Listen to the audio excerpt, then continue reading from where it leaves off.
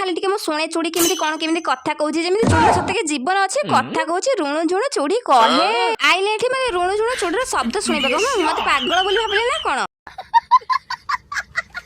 ତ ଆଜି ସକାଳୁ ଗାଧୁଆ ପିଧୁଆ ସାରି ମୁଁ ମୋ ହାତେ ଲମ୍ବାର ବାଳ ଗୁଡାକୁ ସାଇଡ କଲା ବେଳେ ଆଜି ବି କଲ୍ ଆସିଲା ମ୍ୟାଡାମ ଆପଣଙ୍କର ଆଜି ପାର୍ସଲ ଆସିଛି। ଆରେ ଭାଇ ଆଉ ଯାହା ପଛେ କହିବ ମୁଁ ମନା କରିଦେବି ଯେମିତି ବୁଲିବା ଖାଇବା କିନ୍ତୁ ପାର୍ସଲ ବିନା ମୋ ଜୀବନ ଅଧୁରା। ଖାଲିଟାରେ କଣ କାଲି କହିଥିଲି ପାର୍ସଲ ସାଙ୍ଗରେ ମୋର ଲଭ୍ ହେଇଛି କାଲି ପାର୍ସଲ ହିଁ ମୋ ଲଭ୍। ତ ଡେରି ନ କରି ପାର୍ସଲ ଗୁଡାକୁ ଚିରି ଫାଡି ପକେଇଦେଲି। ତ ଚାଲନ୍ତୁ ଶୁଣିବା ମୋ ମୁହଁରୁ ନାହିଁ ମୋ ପାଟିରୁ ଶୁଣିବା ପାର୍ସଲ ଗୁଡାକ କଣ ଅଛି। ତ ପ୍ରଥମେ ତ ଗୋଟେ ଷ୍ଟାଣ୍ଡଟା ଅର୍ଡର କରିଥିଲି କାହିଁକି ନା ମୋର ଭିଡିଓ ସୁଟ୍ ପାଇଁ ଯେହେତୁ ଷ୍ଟାଣ୍ଡଟା ଭାଙ୍ଗି ଯାଇଥିଲା ତ ଷ୍ଟାଣ୍ଡଟା ପ୍ରାଇସ୍ ହିସାବରେ ବହୁତ ଜ୍ୟାଦା ଅଛି। ସେକେଣ୍ଡରେ ଥିଲା ଗୋଟେ ଇୟରିଂ ଯୋଉଟା କି ପିନ୍ଧିଲା ପରେ ମତେ ଲାଗୁଥିଲା ଘଣ୍ଟେ ପିନ୍ଧି ମାନେ ମୋ କାନ ପୁରା ଚିରିକି ବାହାରିକି କୁଆଡେ ପଳେଇବ।